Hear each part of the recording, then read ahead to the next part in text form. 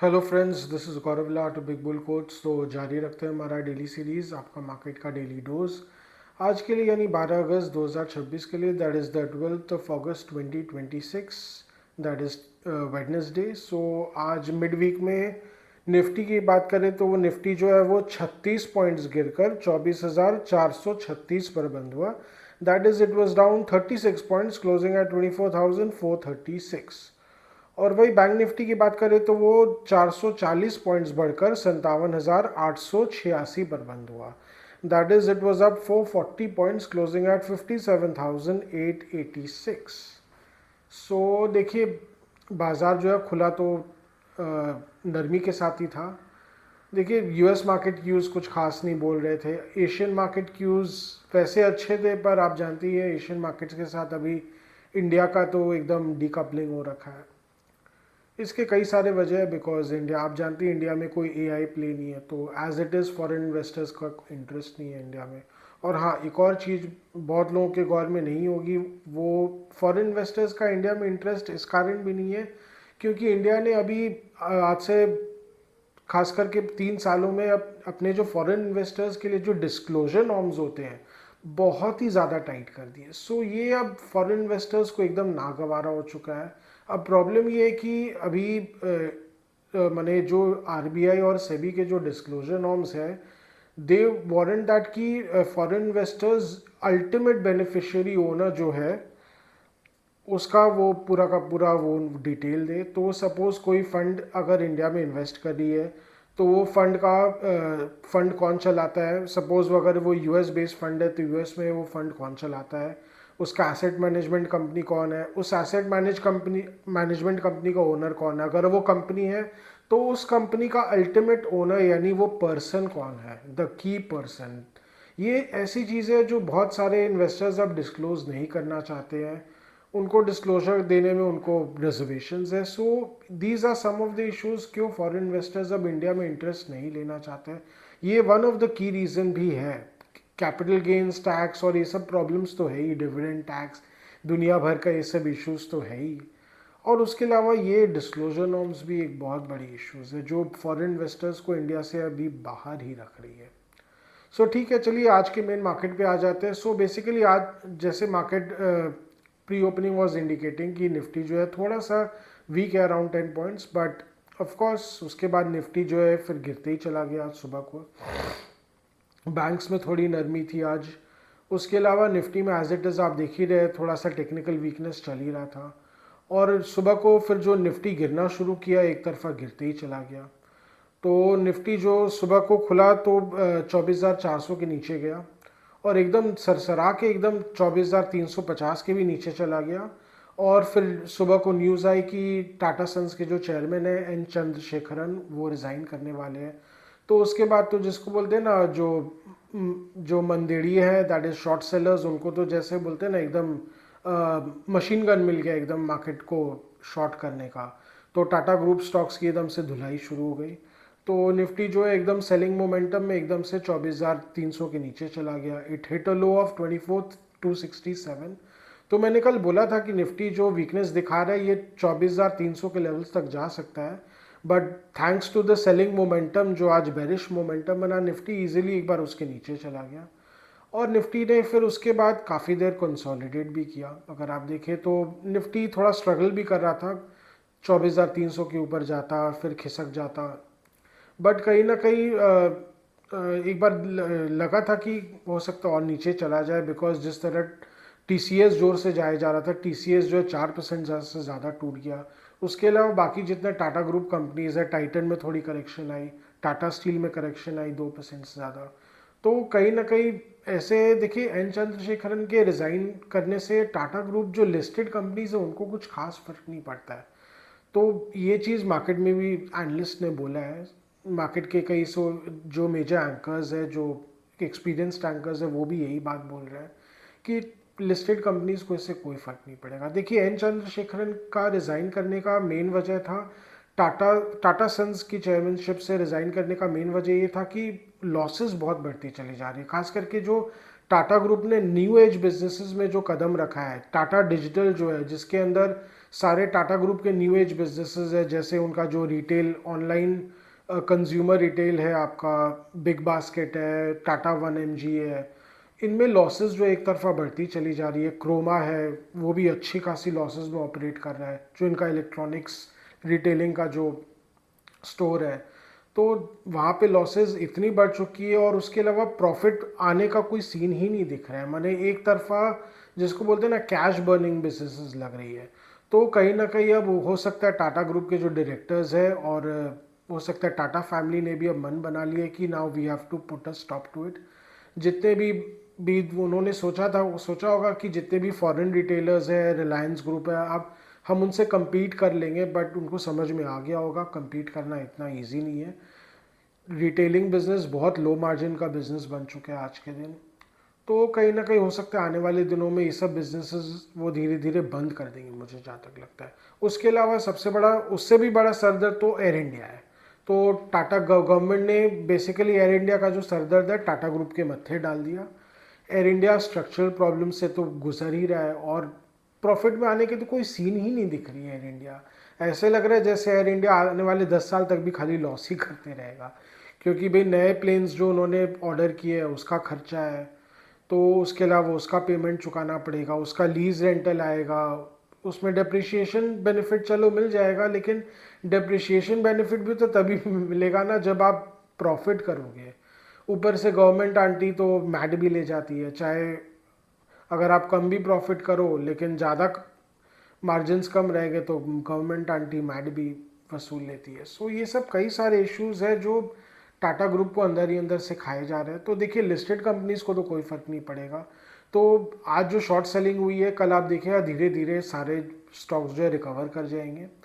और कहीं ना कहीं मुझे जहाँ तक लगता है आज जो जिस तरह डीआईएस ने अग्रेसिवली आज बाइंग किया है, उन्होंने डेफिनेटली टाटा ग्रुप में जो सेलिंग आई है उसको एब्जॉर्ब किया आज अच्छे से। उसके अलावा बैंक्स में भी बाइंग की होगी। सो निफ्टी जो है अगर आप देखें रिकवर, थोड़ी सी रिकवरी के बाद 24,300 320 के आसपास थोड़ा सा स्ट्रगल कर रहा था, पर फिर इवेंचुअली लास्ट में और रिकवर कर गया। और थैंक्स टू कैश तो निफ्टी जो है 24,400 के ऊपर ही बंद हो गया। लेकिन ये थोड़ा सा मुझे थोड़ा सा आर्टिफिशियल लगा, बट आप देख ही रहे गिफ्ट निफ्टी शाम को लगभग 60 पॉइंट्स डाउन है। So it has retrace back all the gains it made in the cash session. तो कल जो है निफ्टी मोस्ट लाइकली 24,400 के नीचे ही खुलेगा और 400 के मुझे जहाँ तक लगता है हो सकता है एक बार 24,350 के आसपास स्पॉट में जाए।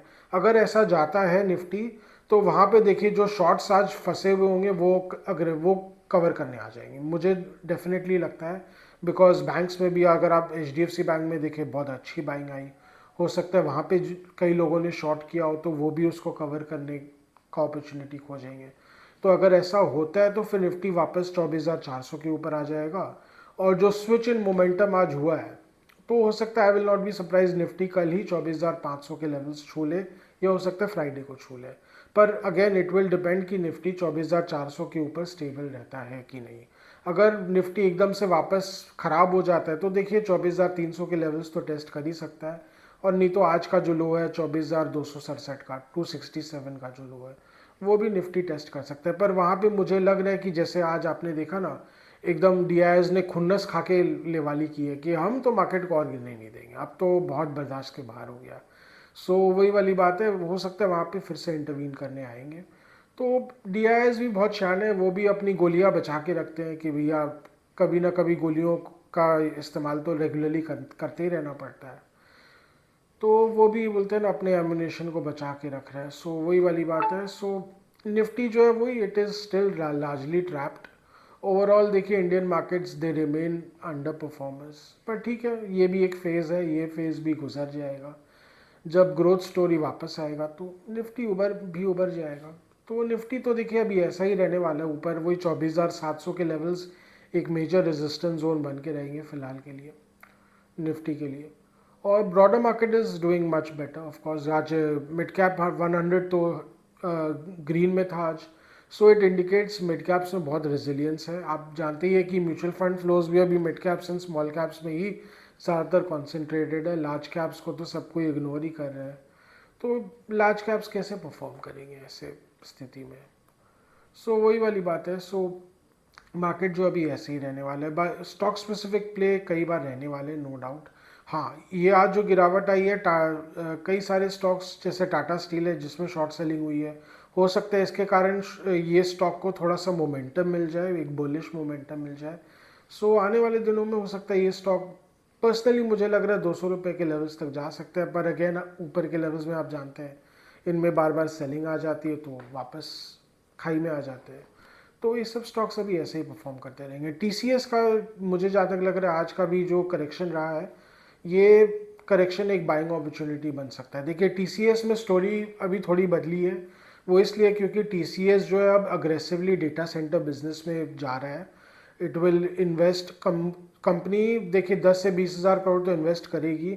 I will not be surprise अगर टीसीएस जो आने वाले टाइम में 50 हज़ार करोड़ तक इन्वेस्ट कर दे डेटा सेंटर बिजनेस में। ये भी एक रीज़न है क्यों अब टाटा सन्स को टेंशन हो रही है, क्योंकि टीसीएस तो अभी तक देखिए कैश काउ बना हुआ था टाटा ग्रुप का, तो लाडला बेटा जिसको हम चूस ले अच्छे से, अब वो होने वाला नहीं है, बिकॉज अब टीसीएस आगे चल के ऐसे डिविडेंड्स बांटने वाला नहीं है खुल के। तो डिविडेंड नहीं बांटेगा तो टाटा सन्स जो इतने फंड कर रही है एयर इंडिया को और ये सब डिजिटल बिजनेस को, तो कहाँ से फंड करेगी। तो देखिए ये वन ऑफ द प्रॉब्लम है, बट टीसीएस के लिए देखिए बहुत अच्छा है। तो अगर ऐसा है तो ये स्टॉक के लिए बहुत अच्छा रहे, फंडामेंटली ये स्टॉक को बहुत अच्छा कर देता है, और अभी फ़िलहाल के लिए ये स्टॉक अभी और अच्छा कर सकता है। मुझे जहाँ तक लग रहा है it is a very positive move. ये कंपनी टाटा ग्रुप ने डिसाइड किया तो बहुत अच्छा ही डिसाइड किया है कि फाइनली अच्छा है। और डेटा सेंटर बिजनेस इंडिया के लिए ल्यूक्रेटिव है, बिकॉज आप जानती हैं कि अब गवर्नमेंट, इंडियन गवर्नमेंट ने डेटा लोकलाइजेशन पे कितना ज़ोर दे रखा है। तो अब जितने फॉरेन कंपनीज भी अब उनके पास कोई चारा नहीं है, उनको अपना डेटा इंडिया के जोग्राफी के अंदर ही रखना पड़ेगा। तो उसके लिए फिर इंडियन डेटा सेंटर्स ही यूज़ करने पड़ेंगे ना, यूएस का डेटा सेंटर तो नहीं चलने वाला है। सो वही बात है। तो ये सब कंपनियाँ, उसके अलावा एच सी एल टेक भी जो एक स्टॉक है जो डेटा सेंटर बिजनेस में घुस रही है। एच सी एल टेक तो इनफैक्ट चिप फैब्रिकेशन में भी घुस चुकी है। सो यही बातें जो कहीं ना कहीं थोड़ी बहुत ग्रीन शूट्स है, बाकी ओवरऑल मार्केट देखिए लैकलस्टर ही है, इसमें कोई दो राय नहीं है। कुछ कुछ अपॉर्चुनिटीज़ बीच बीच में आ सकती है जो मुझे अगर दिखेंगी तो मैं आपको डेफिनेटली बताऊंगा। हाँ, आज पीएसयू बैंक्स में बहुत अच्छा लेवाली आया है।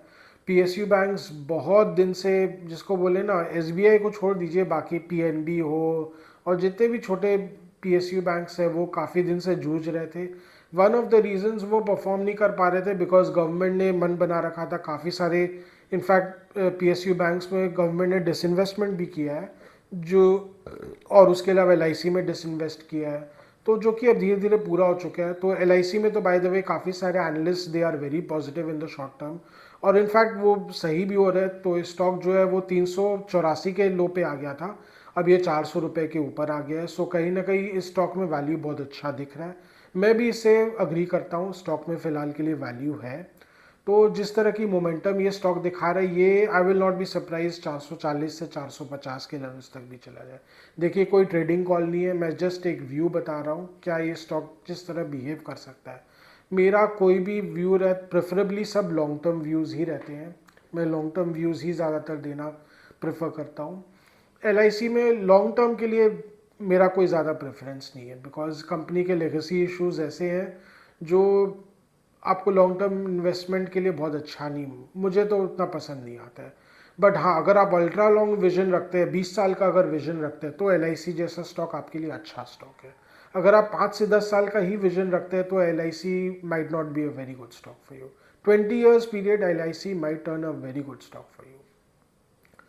सो ये सब चीज़ें जो बाज़ार में थोड़ी बहुत अपॉर्चुनिटीज़ दिखेंगी। पीएसयू बैंक्स मुझे लग रहा है अब एक रिसर्जेंस आ सकता है। हालांकि एक डिस्क्लेमर दे दूं, मेरे फैमिली पोर्टफोलियो में भी कई सारे पीएसयू बैंक्स हैं, वी होल्ड, बट ठीक है, it's just part of general investment, पर उनका भी टाइम आ सकता है। So finally let's see.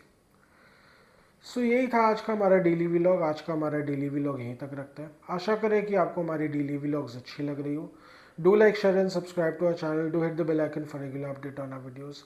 अगर आपको कुछ स्टॉक स्पेसिफिक जानना हो, मार्केट के बारे में कुछ जानना हो, या कुछ सेक्टर स्पेसिफिक जानना हो, तो please write in a comment section, we will get back to you, help you in any way possible, as much as possible. And अगर आपको कुछ कमेंट्स, फीडबैक या सजेशंस देना हो तो please write in a comment section, your comments, your feedback are valuable for us. So आज के लिए थैंक यू।